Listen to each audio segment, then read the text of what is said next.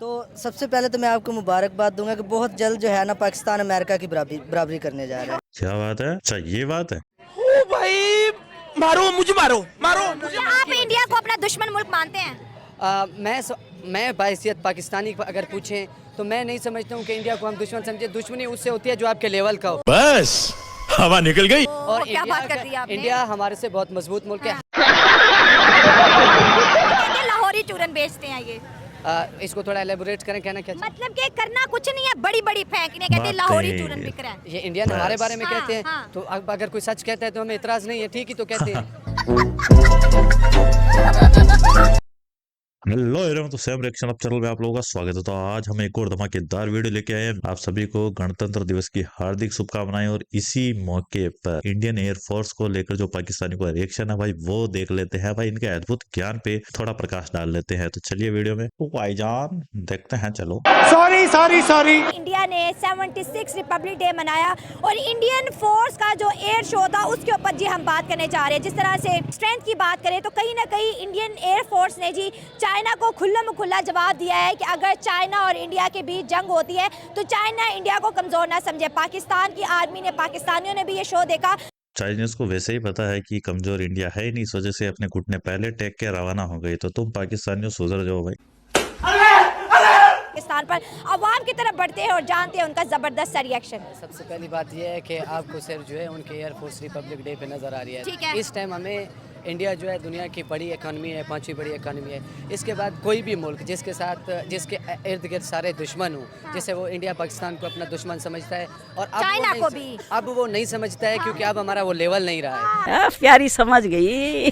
और चाइना जो है आने वाली सुपर पावर है। जब आपके आसपास आपके पास में एक सुपर पावर हो और बहुत ज़्यादा फौजी ताकत रखती हो और आपको अपने मुल्क की जो सोवरेनिटी है, अपने मुल्क की जो सिक्योरिटी है, उसको मेक श्योर करने के लिए अगर आप अपनी फौजी ताकत का मुजाहरा करते हैं, हम उसे जो है एक मुंह तोड़ जवाब दे सकते हैं। और ये रिपब्लिक डे पे इंडिया ने अपनी आर्मी की पावर दुनिया को दिखाई है। देखिए, अगर वो ना भी दिखाता तो भी दुनिया को पता इस है। टाइम मैं आपके एक चीज़ में क्लियर कर दूं कि इस टाइम जो जंग है वो हथियारों से, हेलीकॉप्टर से, फौजों से नहीं है। इस टाइम इकोनॉमी की जंग है और दुनिया के अंदर इंडिया ये साबित कर चुका है कि उसकी एक मजबूत इकोनॉमी है और वो किसी भी किस्म के हालात को टैकल कर सकते हैं। चलो ठीक है भाई, तुम्हारी बात हमने मान ली है कि देखो अभी जो वर्ल्ड के अंदर है, हथियारों की नहीं इकोनॉमी की ताकत सबसे ज्यादा है। तो भाई तुम क्यों अपनी इकोनॉमी को स्टैंड नहीं कर पा रहे हो? तुम क्यों ओनली फॉर हथियार खरीद रहे हो? भाई हथियार भी उतने ही जरूरी है। उसके लिए आपको खरीदने के लिए पैसा होना चाहिए। खैरात पे तो मिलते नहीं जैसे पाकिस्तानियों को मिलते हैं हथियार चाइना के थ्रू। तो भाई ऐसा नहीं होता है, ये भी जरूरी है। आपने कहा इकोनॉमी की जंग है। अगर हम इकोनॉमी की बात करें, दुनिया की 5th लार्जेस्ट इकोनॉमी है, तीसरी बनने जा रही है, ठीक है।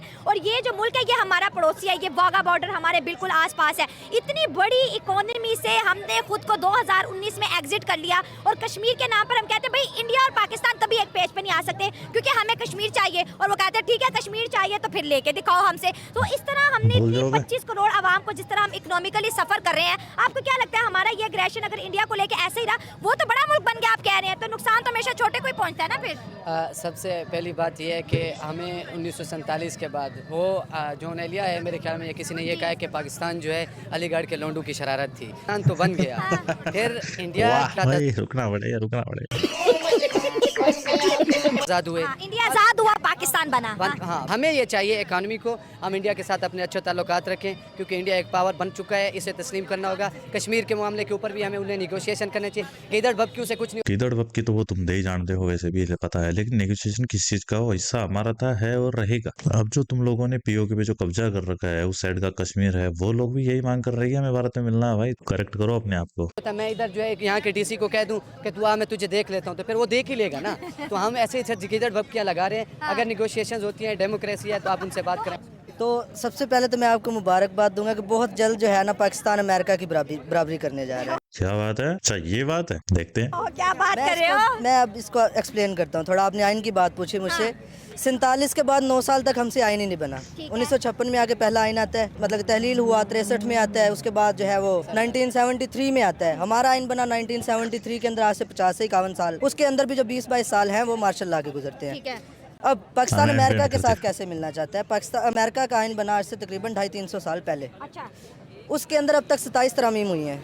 हमारा आइन 50 साल पहले बना है, 26 तरमीम हो चुकी हैं और इंशाल्लाह बहुत जल्द 27वीं भी होगी। अमेरिका के बराबर तो हम आ जाए। अमेरिका के बराबर इस तरह से तो आएंगे। आइन बना और आज तक वाह अमेंडमेंट में हर पाकिस्तानियों वाह। पॉलिटिकल ले जय हिंद, वंदे मातरम। वीडियो अच्छी लगी तो लाइक करें, शेयर करें और कमेंट करें। वीडियो में चैनल पर नहीं हो तो सब्सक्राइब कर देगा।